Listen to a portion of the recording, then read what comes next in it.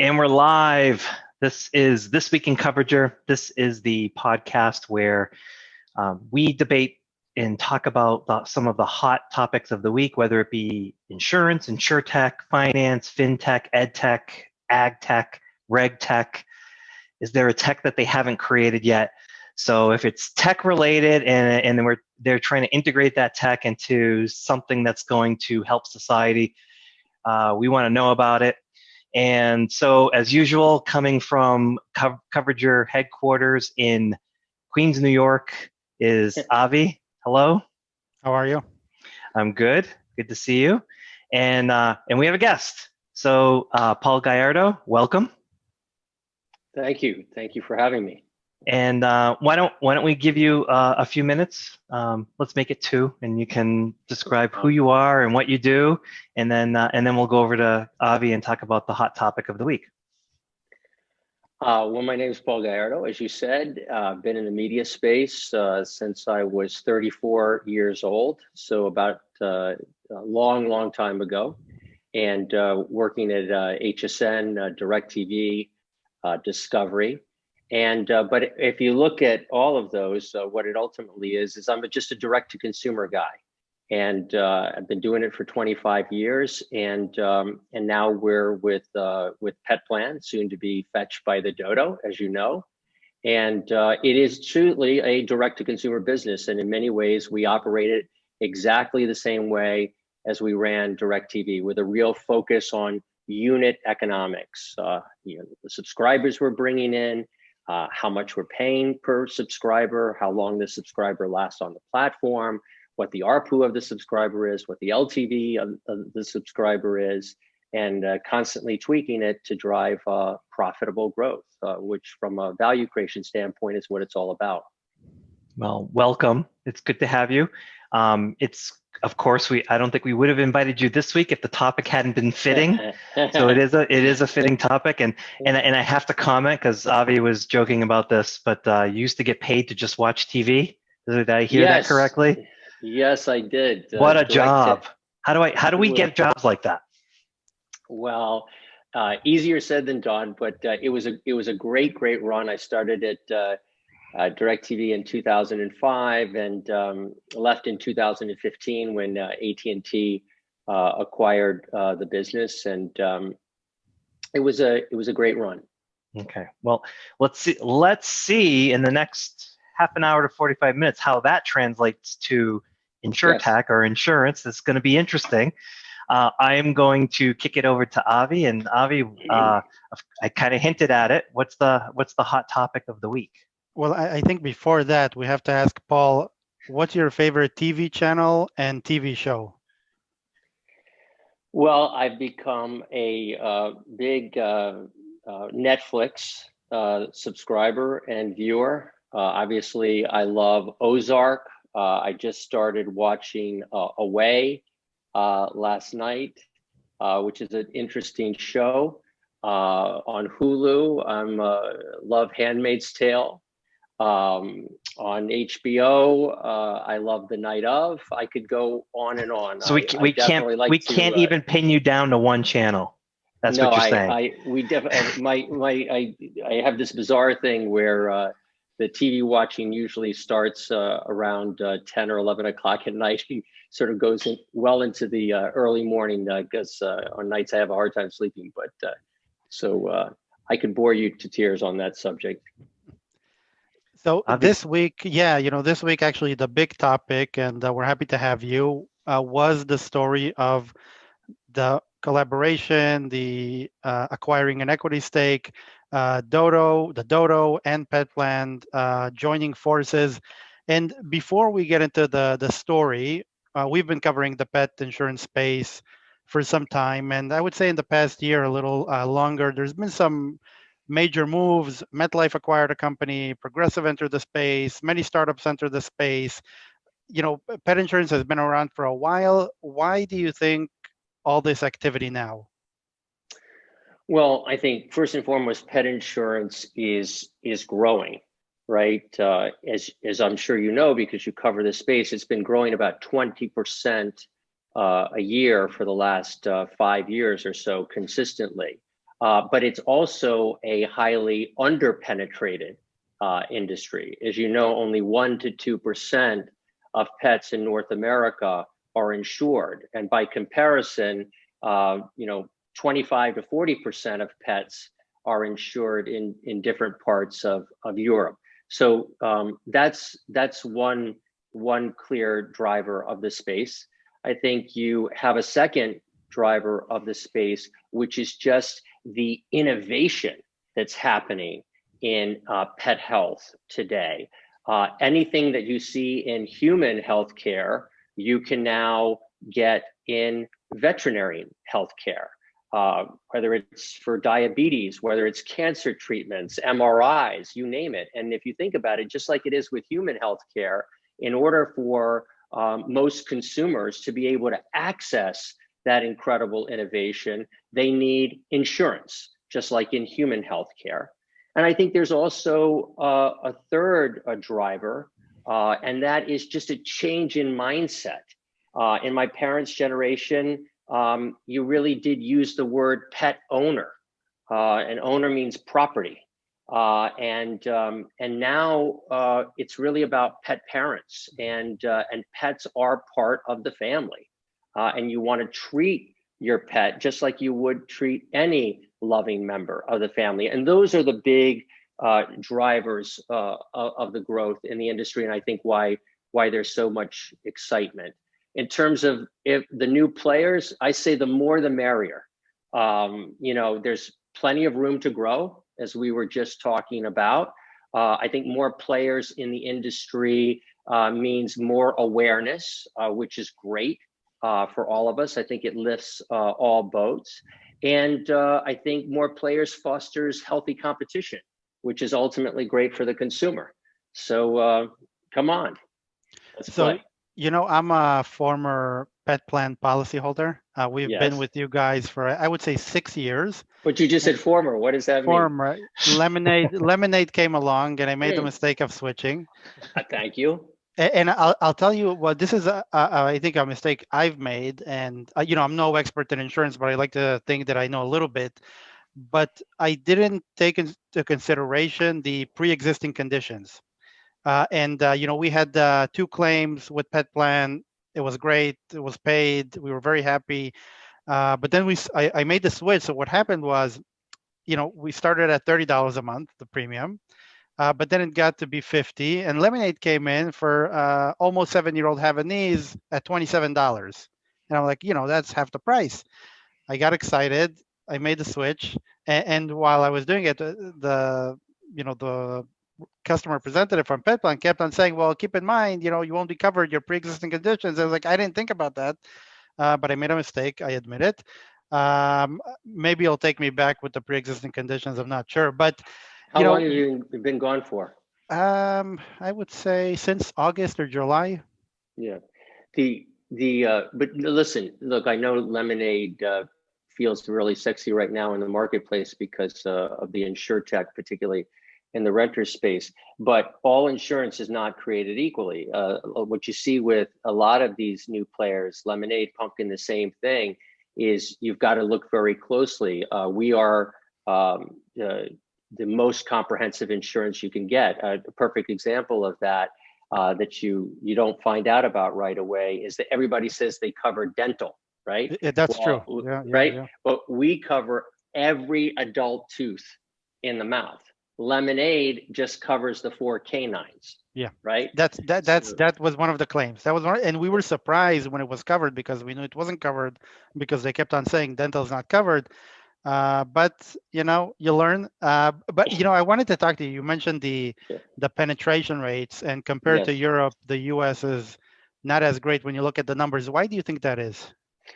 I think there's 2 reasons, and the first reason I'm sure the 2 of you understand much better than I do, and that is the regulatory environment.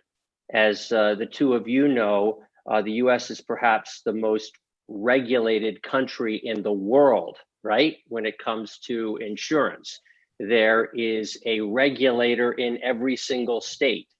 To put that into perspective, in the UK, there's 1 regulator for the entire country, right? And as you know, the regulators abroad are more lenient when it comes to discounting your insurance product than they are. So I think that's one of the big barriers. I think the other one is just a consumer. You know, in Europe, consumers are not used to paying for insurance because of socialized medicine. And pet insurance is an easy way for them to understand, is kind of an affordable way to manage their vet bills. So I want to go on to the other topic, and before we get to the big topic, and it's interesting. You said you come from direct to consumer background, and obviously there are generational differences between pet owners, pet parents, as you mentioned. Some still sleep outside, in their little dog house. I share a pillow with my dog. Not that I want to, but I have no choice, and that's what it is. How do you see?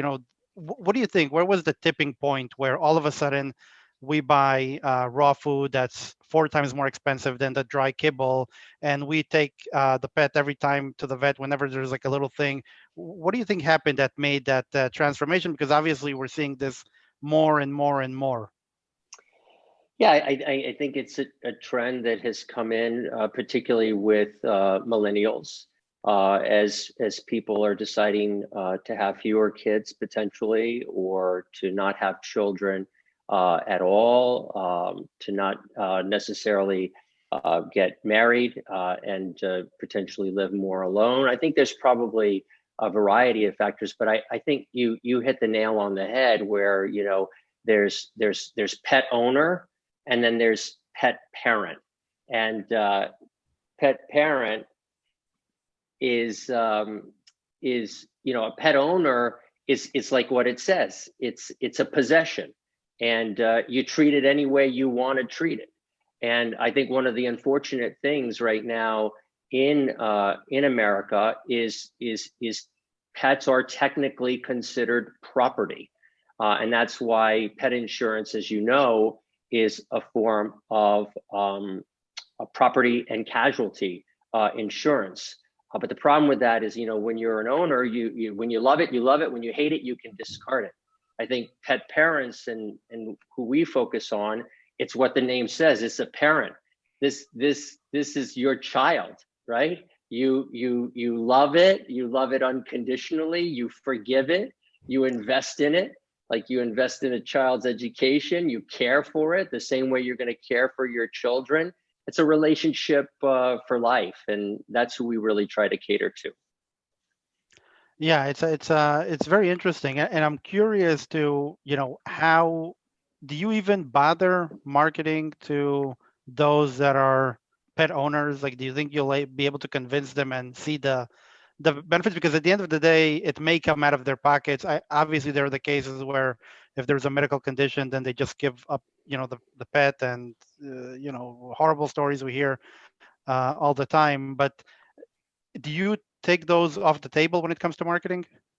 Yes, we focus on the pet parent, not on pet owners. If that fundamentally is the difference between someone, you have to have that. There has to be that. There's a rational component of course, if something, heaven forbid, happens to my pet, I can afford now to give it the very best treatment because I have insurance. But think about it. That's also a mindset, and that's who we really focus on, is those who really truly believe that their pets are family. In fact, our tagline is Pet Plan because pets are family. And we will keep that tagline as we move to Fetch by the Dodo.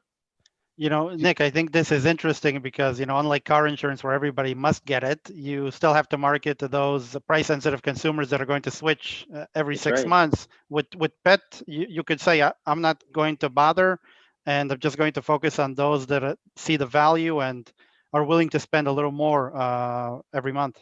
Yeah, we have to ping the credit card for $50 a month on average. That's not an insignificant amount of money. Yeah. And so you really want to focus on someone that feels like that $50 is money well spent. how do you discern between a pet parent and a pet owner? Well, right now, our marketing is largely digital, and so we draft primarily on the demand that's already out there. A big part, as it being a digital direct-to-consumer brand, is paid search. So we can delineate, because people are actually going online and they are searching for pet insurance. They are searching for dog insurance, cat insurance, and just the fact that they have gone online and are searching for that term is the way that separates the pet parent from the pet owner. Would another way be price? Like since you did describe how you think you have a better package of coverages, therefore it would be more expensive. That would align with someone who does want to take care of their pet. Like they would be more interested in the details, perhaps, of what's covered, what's not covered, and price wouldn't be the top element. Yeah, no, price is definitely, you're right. We are definitely not the low cost brand in the marketplace. I like to say that we are the best value. We're the most comprehensive insurance you can get at a good price. And so that in and of itself, I think you raise a very good point, is for a more discerning consumer. And we really, as I'm sure you've been to our website, and that's a way in which we educate consumers, we really tout that benefit. So, if you're looking for an accidents only policy or something like that that's more catastrophic in nature, we're not the brand for you. We're the brand if you really care, and if that dog or cat breaks a tooth or breaks a leg or has any kind of foreign body ingestion, we've got you covered. So how are you doing through the pandemic? We heard there's a surge in pet adoptions. More people are getting pets. Have you seen any differences in terms of the business? Yes, we definitely have. I think the surge in pet adoptions is a function of three things, right? There's a lot of busy families out there that have always wanted a pet and never had the time to train a pet, and now of course they do. And there are a lot of single people, and you read about that are now having to shelter in place.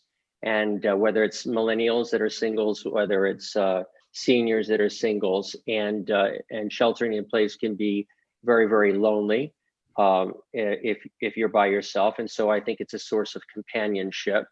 And third, let's face it, all of us, not me anymore, Vicki and I are now empty nesters, but there's a lot of kids at home, and pets are just a great way to keep kids occupied and entertained. In terms of our business, yes, we have benefited, and we've benefited for two reasons. One is I think we were very quick to get out there and be relevant to consumers in these crazy, unprecedented times. And what I mean by that is we were the first pet health insurance company to say, and this is back in April when no one knew what was going on and what the disease was like and how you contracted it. We were the first ones to go on record that said, look, if heaven forbid dogs and cats get COVID-19, we will cover it. I mean, there are pet insurance companies out there today that I still don't think have made the statement as definitively. And then we made it at a time when we didn't really know how big of an issue this was going to be, but we felt that getting out there and offering that peace of mind to consumers was critically important. Two is we scoured through the policy, and in 2019, long before COVID hit, we always have this history of innovation, and two of the things that we put in our rate filing was Televet, and another one. I'll talk about Televet first. So we are the only pet insurance company where you can FaceTime, text, chat, email, phone your vet, and we'll cover those visits up to $1,000. Nobody has that, and that obviously became extremely relevant during the unfortunate situation that we're all in. And we also had another very, at the time, obscure benefit, which has proven to really resonate with consumers, and that is if you, the pet parent, gets hospitalized for any reason, hospitalized for COVID or hospitalized for any reason, we will cover the boarding fees of your pet up to $1,000. So we really leaned into those benefits. And then secondarily, as we talked about a little bit before, we are a direct-to-consumer business, and we've really leaned in to direct-to-consumer, particularly since I've been with the company. And of course, that form of sales distribution lends itself quite well to the situation that we're in. But honestly speaking, we're not in it for the short term. We're really focused on the long game. As you all know and have read a little bit about, we're working really, really hard to transform ourselves thanks to the investment by Warburg Pincus, who are great partners. We now have the capital that we need to transform from insurance to insure tech. There will continue to be this investment in innovation and continual innovation from a coverage standpoint. And of course, we have the big strategic partnership with the Dodo, which I know you want to talk about. And so that's really exciting as well. And those are the things that we really, really focus on, because those are the things that are going to really drive the long-term growth.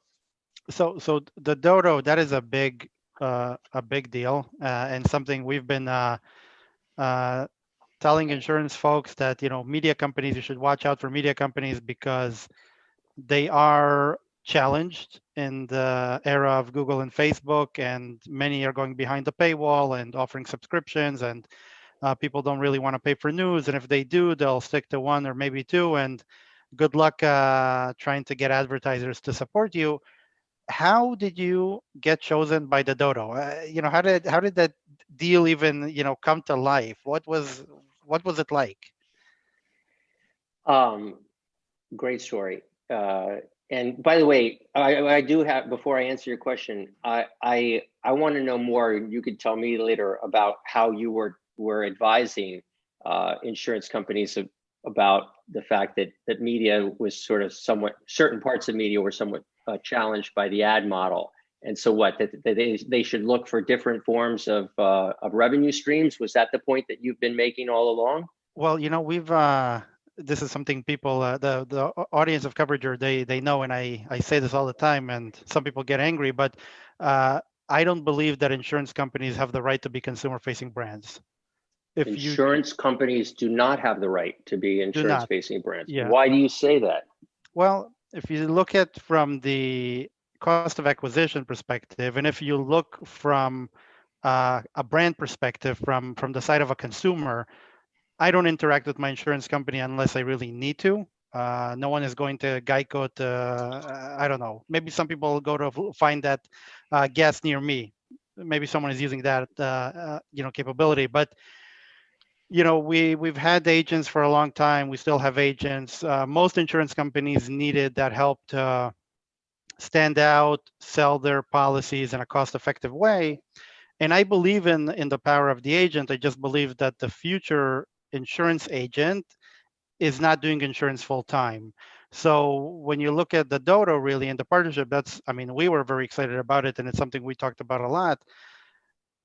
Insurance is always relevant and never relevant, right? If you think about it, you see Geico and Progressive all the time, but I have insurance. It's not like people are driving without insurance. Some are, and that's against the law, but everybody has the product, but yet they keep on advertising to try and get you. And I always, I had this tweet, and I said, well, look, The Athletic, great sports website, charges you $60 a year for the subscription. Netflix is $110, amazing shows and movies. Facebook made in 2019 $139 per user in Canada and the US. and an insurance agent can make a commission annually from car insurance over $200. Who provides more value? I think Netflix is working a little harder than your average insurance agent, and when you look at the challenges of financial challenges of media companies, insurance is a neutral product that really is, it is driven by price a lot of times, not every category, of course, but I believe there's a good synergy for media companies to tie insurance in the form of helping people compare. And it's there. If you want it, you can use it. If don't, I mean, we're not going to bother you with advertisements. But if they are able to get into that and form relationships and tell the consumers, well, this is your way of supporting quality news. You only need to compare insurance to us. That's it. We don't ask that you pay us. We're not going to go behind the paywall.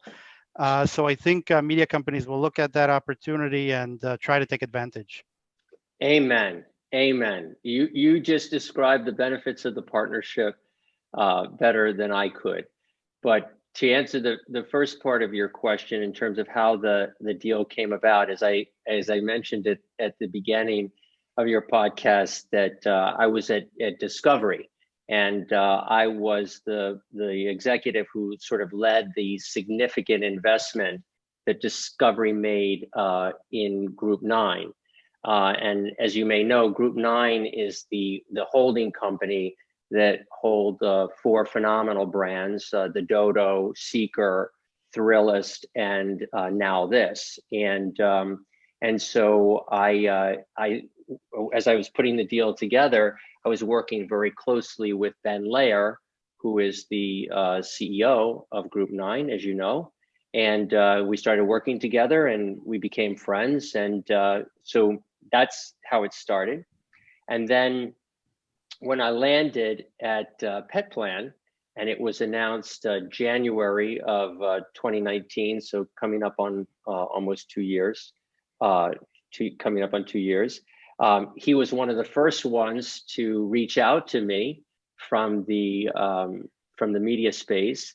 And he was like, dude, we've been looking into pet insurance for years, but we didn't know anybody in the space. And now we do, and we have to do something together. And we had that conversation over lunch. I remember the day very clearly. It was like February 8th. And 19, and then he and other folks at the Dodo presented in April, and we will become Fetched by the Dodo around April, May of 2021. So it'll be exactly 2 years from when we made the dream the reality. So it was Ben's idea. It's a great idea. I think it's brilliant. And we're very, very happy to be partnering with them. So what's the ultimate belief, behind this collaboration? What do you hope to achieve? How committed? Because obviously we know if the Dodo is just going to put Petplan or Fetched by Dodo in some tab where users may not see, it's not going to work. They really need to push it and market as much as possible. So how committed is the Dodo, and what are some of the tactics, if you could share, that you're going to execute on? Sure. Well, they're very committed. But look, first and foremost, in terms of what was the belief behind it, that portion of your question, the Dodo and Petplan share one fundamental belief, and that's the belief that we've already talked about, which is that pets are family. And we are both dedicated to helping pets lead vibrant, healthy lives. When you look at it from a business perspective, you already touched on and did a great job of explaining why it makes sense from them from a business perspective. From looking at it from our perspective, we're a solid high growth business. We just surpassed 250,000 subscribers. We've been growing at over 20% for the last several years. We have superior coverage, as we talked about. We're building this best-in-class technology. But as we also talked about, there's over 100 million pets out there that don't have pet insurance. And so as proud as we are of our $250,000 mark, we have a long way to go. And the way you drive that growth is through awareness and through credibility. And that's where the Dodo comes in.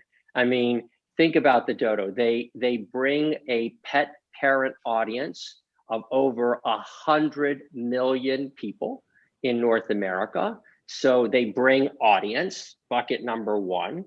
They are masterful when it comes to marketing, particularly in paid and organic social. And so we will lean in to that. And they're brilliant storytellers. Look, they are a media company. The videos are amazing. Their videos are amazing. I always cry when I see the videos. Yeah, it's crazy. That's what they say. Their mission is 5 billion video views where they make people cry happy tears. I wish, right? yeah, I wish, no, but you know, a lot of that, it's really sad videos. I wish they stop with the sad videos. They do more happy videos. That'd be great.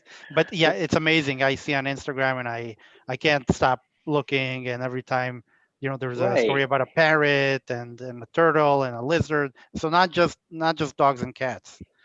Yes, and so if you think about that, who better than to tell the story of why you and your pet can benefit from pet insurance and why specifically Fetch by the Dodo. And you were talking earlier, I mean, you shared your own experience with Lemonade. You know, this is a considered purchase, and not all insurance, as we talked about, is created equally.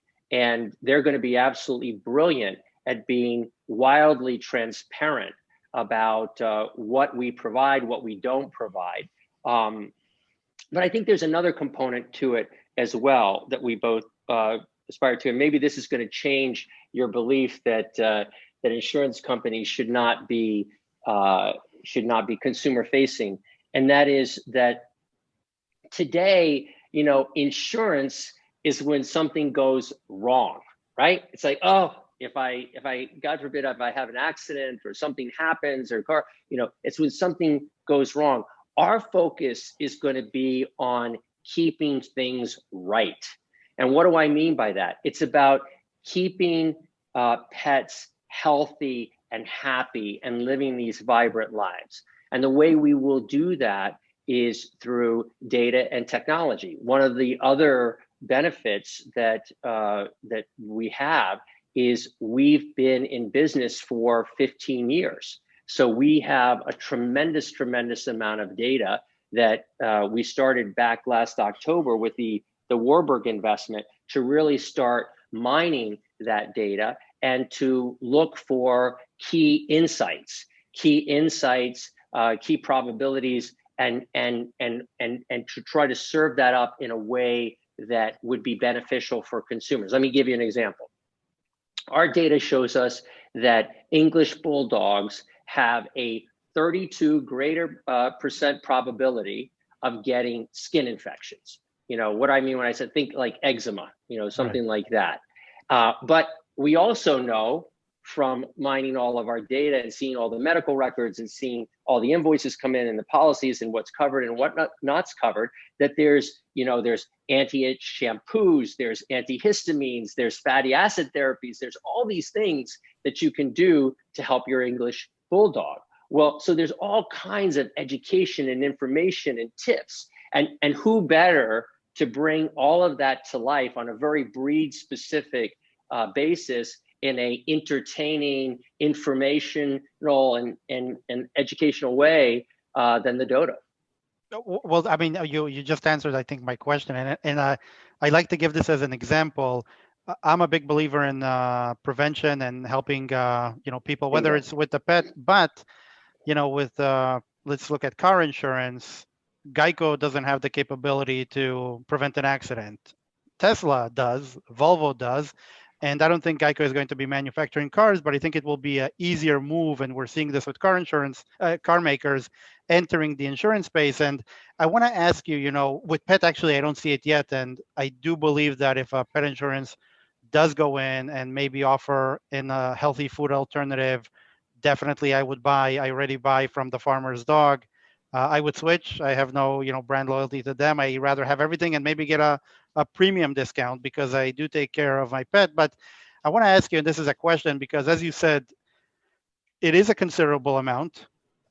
You are not on the lower end in terms of premiums. You do offer a comprehensive coverage, which a lot of times is hard for consumers to realize because they don't see the benefit until they see the benefit.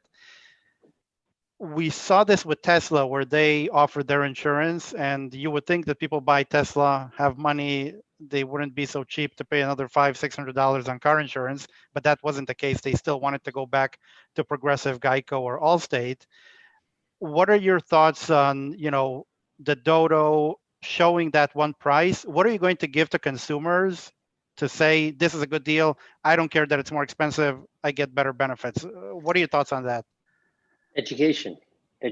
First of all, we don't, the other guys force you into one price. We're the only ones in the business that allow you to customize your copay, your deductible, and your annual limit to get a price that's right for you. So it's the same comprehensive coverage. All the dental we talked about, all the holistic treatments that we talked about, it's the same coverage, but then you can customize your price, whether you want to do 10%, 20%, or 30% copay, where you want to set your deductible and what you want your annual limit to be. So I do think that even though we have a comprehensive coverage, we do have the ability to provide that pricing comparison. And I also think that this is where the technology component comes in.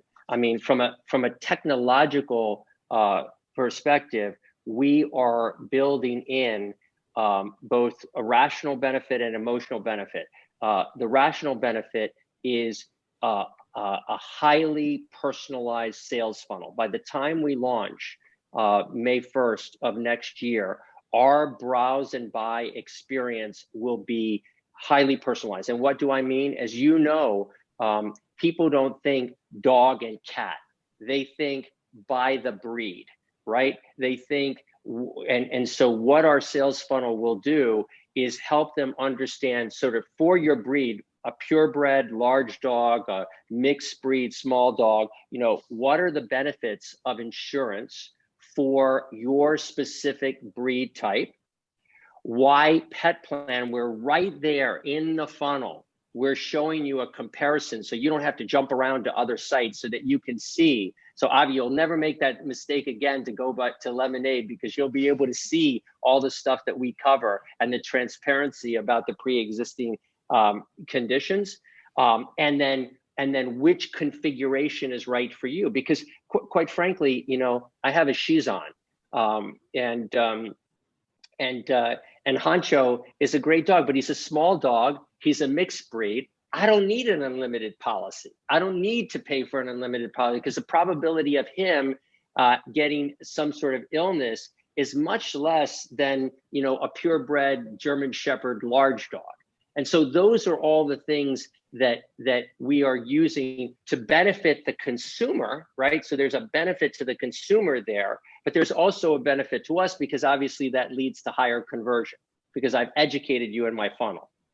Plus, I think one advantage that you have, because we see this elsewhere in property casualty, where I know a lot of insurance professionals who will just like whack their shoe against the table and just say, not every policy is the same and you have to read the different policies. And the consumer can't do that. They just can't. It's a legal contract. It's, even if you try to make it appealing, they just can't slog through it. That's where agents have had an advantage because they usually develop the relationship, right, with the consumer, and it's there's a factor of trust where it's like I've read it for you. Oh, my agent's taking care of me.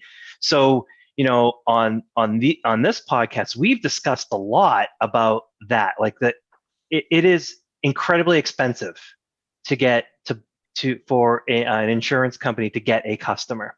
And I do think education is the key. The problem is for most P&C, it's really bad, right? Like the education's boring, it's tedious.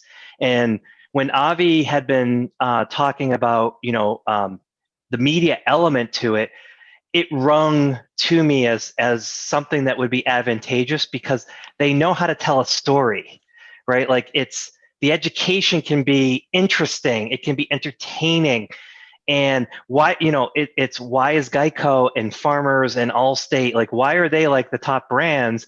Because they put a ton into marketing, and the marketing is at least funny, right? Like I may disagree, I may think it's Yeah. a crappy product. It doesn't matter. It gets my attention, and I'll smile at it. And everybody knows who Flo is. Everybody knows who the lizard is, And so that's the interesting part. It's a different tactic, right? And I think there are trade-offs to someone like Lemonade who gets someone into the funnel buying renters, where it's a quick checkbox. Hey, do you want to buy pet insurance? Versus you segmenting the market to someone saying, no, we're going to go up higher, right? And there's more onus on you to explain the coverage, but you have the advantage that you'll have partnerships with people who actually know how to do that. And that's a key distinction to me. I don't think that has necessarily anything to do with tech. I think your tech will reduce the friction. What makes this interesting to me is the storytelling, the ability to educate the customer, where I think a lot of your competitors are going to struggle, and it'll be a race to the bottom who has the cheapest price, because it'll have to be that. Exactly right. You're so right, because money will buy you InsurTech. InsurTech is going to become having the best front end applications, having the best. We're all going to be able to. Money buys that. What the key distinguisher is exactly what you said, which is the storytelling component. And look, that's what we did at DirecTV. Think about it. We were up against the big incumbent. We were up against cable. It was boring. But we made DirecTV a premium brand at an affordable price, and we did it in a very entertaining and informative way, with all of those breakthrough commercials and storytelling, and that's what we aspire to do here. If you can make Avi cry. Well, it's really right? what you just said. Money can buy InsurTech, and we've seen a lot of money invested in InsurTech across different lines of business. Great technology, great UX, everything is very simple, but everybody struggles and still struggles with distribution. And that's why I say, to be a good storyteller, that is something that you need to have the talent, you need to have the dedication, and there aren't that many good storytellers out there. There's a reason why Netflix is way ahead and HBO built, an empire, because they discovered the talent and they kept on paying the good money to keep that talent as much as possible. So, I don't want to, destroy the party, but if anyone is listening and they want to compete with Fetch by the Dodo, what they need to do is go to every employee of the Dodo and try to bring them to a new brand and build a new brand. I really like this. Really, I love this partnership, and I think if media companies pay attention to what you guys just did in other categories, it's going to bring a huge shift into how insurance companies look at their business, because now you have distribution solved out. Because at the end of the day, I bet you that this partnership is going to prove that you're getting more leads. Forget about selling 1 second, the conversion rates and all that. You're going to get way more leads at a significantly lower cost than paid search. That's what you're going to see.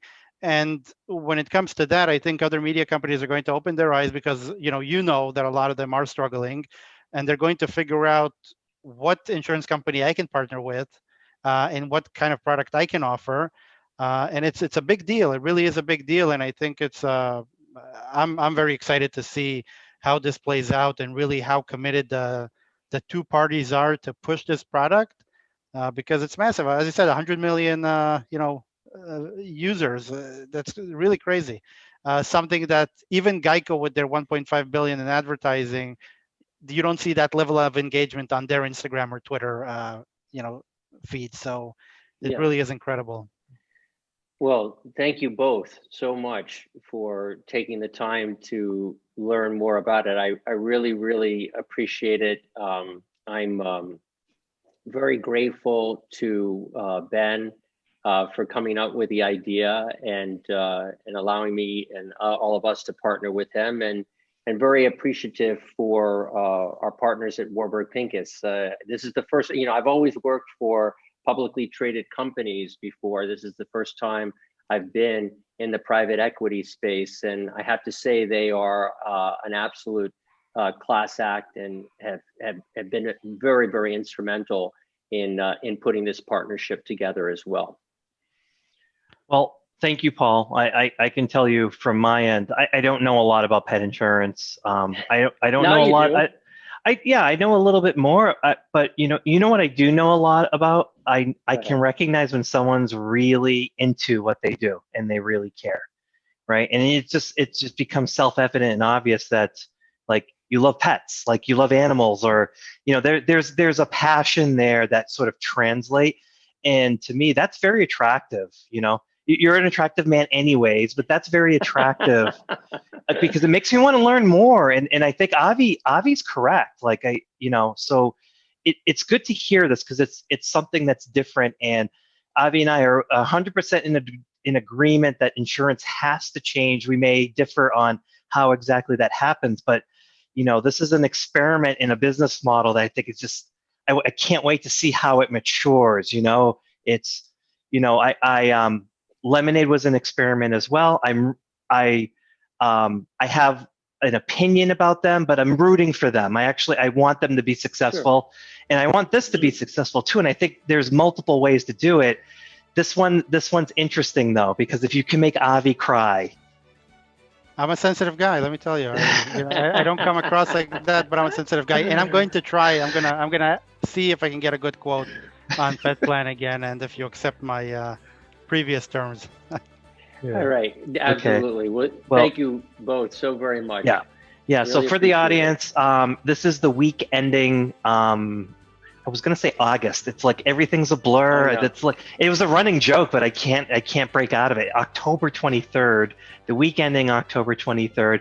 Paul Gallardo, thank you so much. If you're listening, please be safe. Click the like button, click the subscribe button, and until next time, for Avi, for Paul, my name is Nick. Until next time, thank you. Thank you. Bye, everyone. Thank you. Bye.